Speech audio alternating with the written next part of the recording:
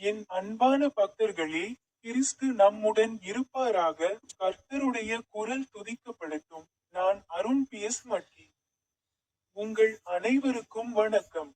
2025ஆம் ஆண்டின் 8வது மாதமான இன்று, ஜார்க்கண்ட் மாநிலத்தின் பலாமு மாவட்டத்தின் கும்பானி கிராமத்தின் கடைசி நாளில், உலர்ந்த அடர்ந்த மரங்களுக்கு அருகில் நடைபாதை சாலையில் நின்று கொண்டிருக்கிறேன்.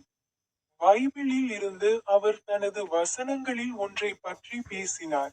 புனித யோவானின் பரிசுத்த நற்செய்தி அத்தியாயம் 8 வசனம் எண் 34.